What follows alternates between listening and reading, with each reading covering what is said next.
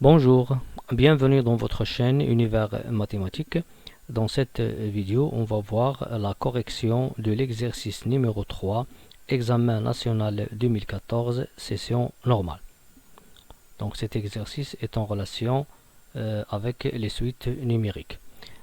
Comme vous voyez ici, on considère la suite numérique UN qui est définie par son premier terme U0 qui est égal à 13 et par l'expression récurrente UN plus 1 égale à 1 demi UN plus 7. Pour la première question, on va montrer par récurrence que UN est inférieur à 14 pour tout n appartenant à n. Donc la question, on veut montrer cette proposition pour tout n appartenant à n en utilisant le raisonnement par récurrence. Pour la première étape, pour utiliser le raisonnement par récurrence, on doit vérifier que cette proposition est vraie pour le premier terme. Ici, puisque n appartenant à n, alors le premier terme, c'est n égale à 0. Donc ici, on va écrire pour petit n égale à 0. Donc, puisque n égale à 0, on va revenir ici à cette proposition. On va écrire U0. Et on sait que le U0 il est donné dans l'énoncé U0 égale à 13. On va après comparer 13 et 14. On voit que 13 est inférieur à 14. Alors, U0 il est inférieur à 14. Cela veut dire que cette proposition elle est vraie pour le premier terme n égale à 0. Maintenant, on va passer à la deuxième étape. On va considérer maintenant n un entier naturel, bien sûr, qui appartient à cet ensemble-là. Et on va supposons que quoi? Que cette proposition est vraie, c'est-à-dire que UN est inférieur à 14, et on va montrons que UN plus 1 est inférieur à 14. UN plus 1 inférieur à 14. Si on suppose par exemple, ou bien on nomme cette proposition Pn, alors bien sûr on a montré que P0 est vrai, on va supposer que Pn est vrai et on va montrer que Pn plus 1 est vrai. Donc nous on est maintenant dans cette étape. On va supposer que U de n est inférieur à 14 et on va montrer que Un plus 1 est inférieur à 14. Pour cette question, je peux utiliser deux méthodes. La première, je peux commencer par l'hypothèse, c'est-à-dire ce que j'ai supposé, et je vais montrer cette proposition. Donc, je vais écrire ici, on a UN est inférieur à 14. C'est quoi UN inférieur à 14? C'est-à-dire ce que j'ai supposé pour cette n, pour ce nombre entier naturel n qui appartient à n. Donc, pour revenir et trouver an plus 1, on va multiplier le un par 1 demi et après on ajoute 7. Donc, si un est inférieur à 14, alors 1 demi un est inférieur à 14 fois 1 demi, c'est-à-dire 7. Donc, 1 demi un plus 7, comme vous voyez ici, 1 demi UN plus 7, il est inférieur à 7 plus 7 qui est 14 par suite. C'est quoi 1 demi UN plus 7? On voit ici que c'est UN plus 1, donc UN plus 1 est inférieur à 14. Donc on a supposé que UN est inférieur à 14 et on a montré que UN plus 1 est inférieur à 14. Ou bien je peux utiliser une autre méthode.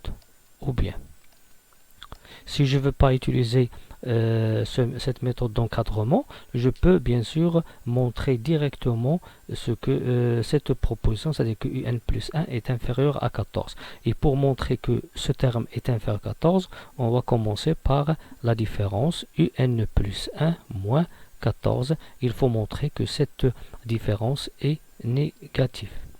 Donc bien, UN plus 1 moins 14, c'est quoi? On va revenir à cette expression. UN, c'est quoi? C'est 1 demi UN plus 7. Donc on va écrire ici 1 demi UN plus 7 moins 14, qui est égal. On va simplifier un peu. 1 demi UN moins 7. Après, je vais factoriser par 1/2. Je vais trouver UN moins 14. Donc, UN plus 1 moins 14 est égal à 1/2 fois UN moins 14. Donc, je veux montrer cette proposition, mais ici, j'ai supposé que UN est inférieur à 14. Ici, je vais écrire, et on a, d'après l'hypothèse de récurrence, que UN est inférieur à 14, c'est-à-dire que UN moins 14 est négatif. Donc, si cette différence est négative et 1/2 elle est positive, alors ce produit il est négatif. Donc je peux écrire finalement que UN plus 1 moins 14 est négatif. Donc soit je peux commencer par l'hypothèse de récurrence et trouver et montrer cette proposition, ou bien commencer par la différence et trouver que cette différence est négative, et bien sûr en utilisant l'hypothèse de récurrence. Enfin, on va écrire alors, pour tout n appartenant à n, UN est inférieur à 14. Donc on a montré la première question. On va passer maintenant à la deuxième question. Pour la deuxième question, on a une autre suite qui est Vn, qui est une suite numérique définie par, bien sûr on peut dire qu'il est en fonction de UN. Donc Vn est égal à 14 moins UN pour tout n appartenant à n. Pour la question petit a, on veut montrer que le Vn, la suite Vn est une suite qui est géométrique, et cette suite géométrique est là pour raison 1/2, et après il faut écrire Vn en fonction de n. Bien. Pour montrer qu'une suite est géométrique, bien sûr, puisque Vn est une suite et je veux montrer qu'elle est géométrique, il faut montrer que Vn plus 1 égale à un certain nombre réel Q fois Vn pour tout n, un élément de n. Ça, c'est la définition d'une suite géométrique. Pour cela, je vais considérer, premièrement, n un entier naturel. Et je veux commencer par Vn plus 1. Ce que je veux trouver, il faut trouver un réel. Et bien sûr, ce réel, c'est quoi? C'est Q. Et le Q dans cette question, c'est 1/2. Donc, il faut trouver 1/2 fois Vn. Donc, c'est quoi Vn plus 1? Je veux revenir à cette expression. Puisque Vn est égal à 14 moins UN, alors Vn plus 1 est égal à 14 moins UN plus 1, qui est égal.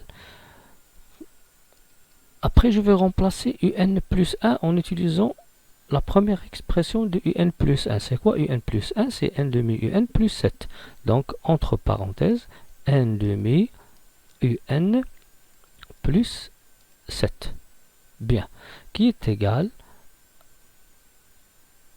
14 moins 1/2 UN moins 7, qui est égal à 7 moins 1/2 UN. Et après, je vais factoriser par 1/2. Lorsque je factorise 7 par 1/2, je vais trouver ici 14 moins UN. Et c'est quoi 14 moins UN? Ce n'est que Vn. Donc, cette expression est égale à 1/2 Vn. Et puisque j'ai trouvé que Vn plus 1 égale à 1/2 Vn pour tout n appartenant à n, donc je vais écrire ici, donc pour tout n appartenant à n, Vn plus 1 est égal à 1/2 Vn. Alors, Vn est une suite géométrique de raison 1/2. Bien. Pour la deuxième question, on veut montrer maintenant, ou bien on veut écrire Vn en fonction de n. Donc lorsque je trouve qu'une suite, elle est, par exemple ici la suite c'est Vn et c'est une suite géométrique, alors je peux écrire Vn en fonction de n en utilisant la formule suivante. Vn est égal à Vp fois Q à la puissance n moins p. C'est quoi Q? C'est la raison de cette suite. C'est quoi Vp? C'est un certain terme qui est bien tel que P est inférieur ou égal à n. Et bien sûr, pour écrire ici Vn en fonction, Vn en fonction de n, je vais premièrement essayer de calculer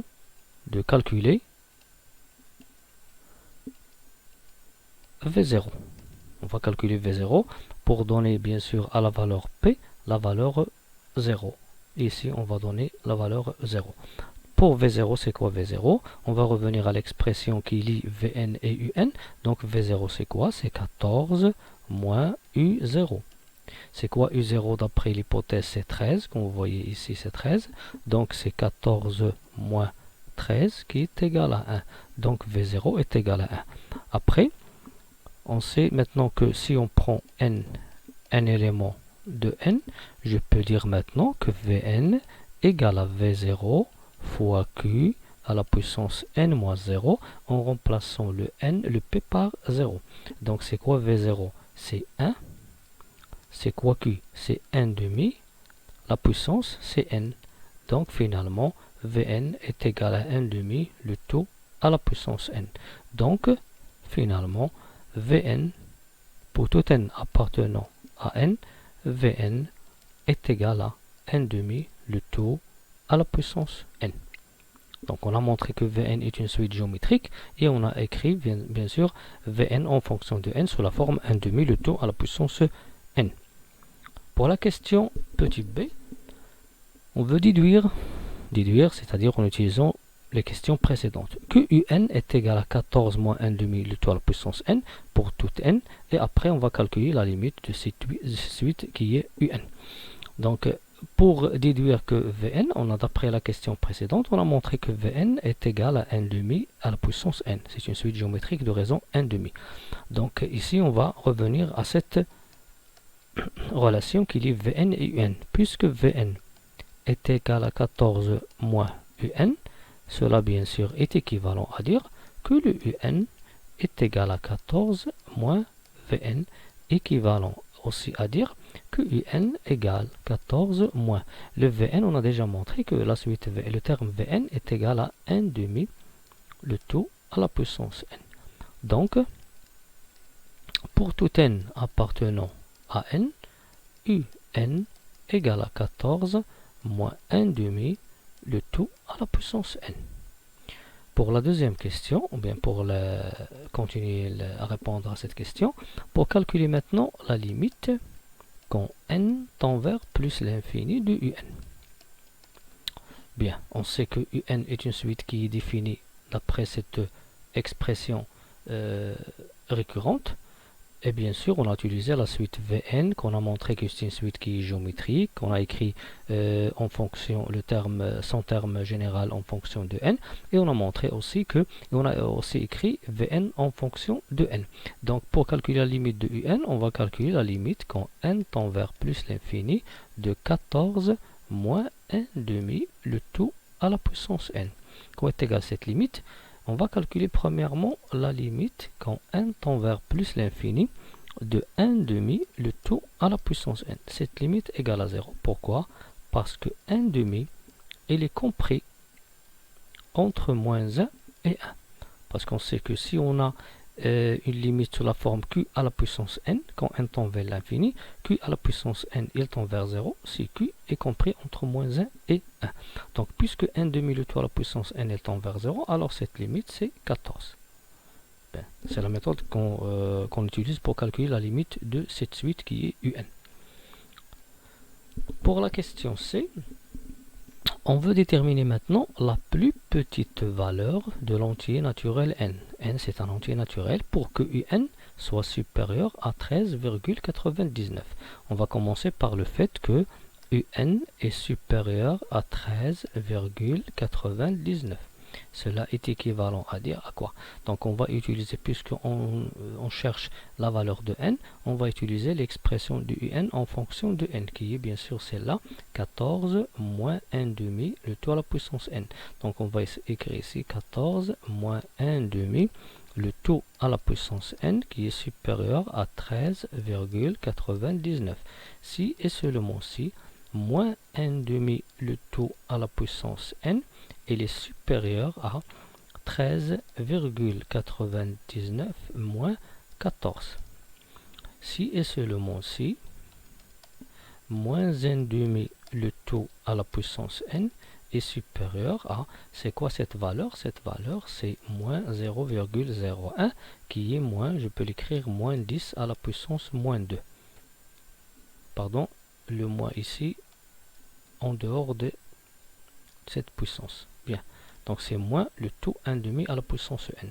Si et seulement si, 1 demi, le tout à la puissance n, il est inférieur à 10 à la puissance moins 2. Après, on va passer à la fonction logarithme népérien. Donc, ln de 1 demi, le tout à la puissance n, est inférieur à ln de 10 à la puissance moins 2. Si et seulement si, bien sûr, puisque 1 demi à la puissance n et 10 à la puissance moins 2 sont strictement positifs, je peux appliquer la fonction logarithme népérien. Et on sait que ln de a, le tout à la puissance n, c'est n ln de a. Alors, c'est quoi ln de 1 demi à la puissance n? C'est n ln de 1 demi, inférieur pour l'autre, c'est moins 2 ln de 10, si et seulement si. C'est quoi ln de 1 demi? On sait que ln de a, de 1 sur a, est égal à moins ln de a. Donc, je vais obtenir ici moins n ln de 2 est inférieur à moins 2 ln de 10. Équivalent aussi à dire que n ln de 2 est supérieur à 2 ln de 10. Finalement, n supérieur à 2 ln de 10 sur ln de 2, si seulement si n supérieur. On va calculer 2 ln de 10 sur ln de 2. On va trouver bien sûr 6,64. 6,64. Nous, on cherche la plus petite valeur de l'entier naturel n. Donc, pour les entiers naturels qui sont supérieurs à 6,64, sont 7, 8, 9, etc. Donc, la plus petite valeur, donc la plus petite valeur de n, de l'entier n, tel que un est supérieur à 13,99 et l'entier 7. Bien, c'est de cette manière qu'on trouve et qu'on, bien sûr, la plus petite valeur de l'entier naturel n qui vérifie cette proposition. Merci.